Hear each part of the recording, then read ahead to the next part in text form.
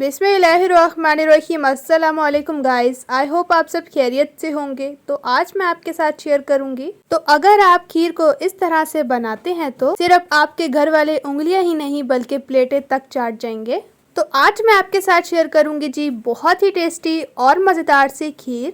खीर तो वैसे हम बनाते ही रहते हैं, लेकिन ये खीर कुछ स्पेशल तरीके से बनाएंगे और टेस्ट में बहुत टेस्टी और मज़ेदार सी बनेगी। तो रेसिपी को पूरा वॉच कीजिए। लाल सब्सक्राइब बटन को क्लिक कीजिए, साथ दी गई बेल आइकन को प्रेस कीजिए ताकि मेरी मज़ेदार रेसिपी का नोटिफिकेशन आप भी पा सकें। शेयर एंड थम्स अप दीजिए। बिस्मिल्लाहिर्रहमानिर्रहीम। खीर बनाने के लिए हमने लिए हैं जी 1 कप चावल लिए हैं। चावल को हम भिगोएंगे पानी में। बिस्मिल्लाहिर्रहमानिर्रहीम। चावलों को बाउल में ऐड करेंगे और अब इसमें ऐड करेंगे पानी। इतना पानी ऐड करेंगे कि जो चावल हैं वो पानी में भीग जाएं। और अब चावलों को आधे घंटे तक पानी में भिगो के रख देंगे। एक फ्राई पैन ले लिया है, इसमें ऐड करेंगे 1 टेबल स्पून घी। अब घी गर्म हो चुका है, कुछ ड्राई फ्रूट्स ले लिए हैं हमने, ऐड कर देंगे। आप अपनी मर्जी से भी ड्राई फ्रूट्स ले सकते हैं, लेकिन यहाँ पर मैं जो ड्राई फ्रूट्स यूज़ कर रही हूँ इसमें पिस्ते, बादाम और काजू हैं। मिक्स करेंगे और इन ड्राई फ्रूट्स को अच्छी तरह से घी में रोस्ट कर लेंगे। अब ड्राई फ्रूट्स रोस्ट हो चुके हैं, इन्हें निकाल लेंगे। बिस्मिल्लाहिर्रहमानिर्रहीम। अब हमने एक बर्तन ले लिया है, फ्लेम ऑन कर लेंगे और इसमें ऐड करेंगे दूध। यहाँ पर मैं ऑल पर्पस का दूध यूज़ कर रही हूँ 1 kg। आप खुला दूध भी यूज़ कर सकते हैं। दूध में हम ऐड करेंगे 3 अदद ग्रीन इलायची, वो खोल कर ऐड करेंगे। बिस्मिल्लाहिर्रहमानिर्रहीम। मिक्स करेंगे और दूध का बॉयल आने तक इंतज़ार करेंगे। और माशाल्लाह चावलों को पानी में भिगोए हुए आधा घंटा हो चुका है। अब हमने एक जूसर जग लिया है, इसमें ऐड करेंगे चावल जो हमने पानी में भिगोए थे। और ये हमने ले लिए हैं जी पापे। अब इस तरह तोड़कर हम पापे भी इसमें ऐड कर देंगे। पापे ऐड करने के बाद इसमें ऐड करेंगे 1 कप दूध। इसका हम एक पेस्ट बना लेंगे। अब इसका पेस्ट हमने बना लिया है।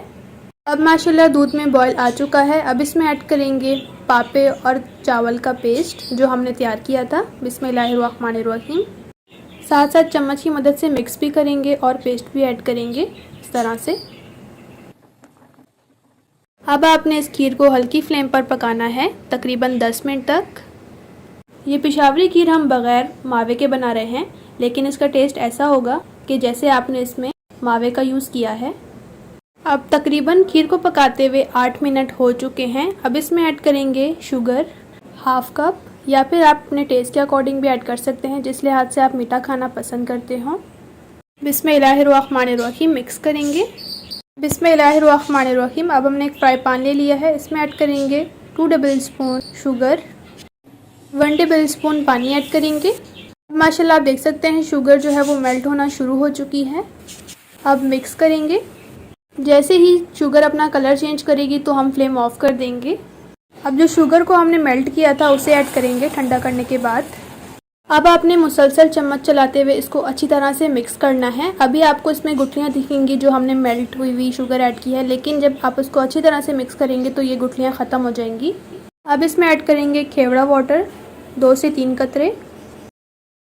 जब आप लोग शादियों वगैरह में जाते हैं तो वहाँ पर जब आप खीर खाते हैं तो उसका टेस्ट बहुत ही मज़ेदार होता है। यही वजह होती है कि अगर आप खेवड़ा वाटर यूज़ करेंगे तो इससे खीर का टेस्ट और ज़्यादा बढ़ जाएगा।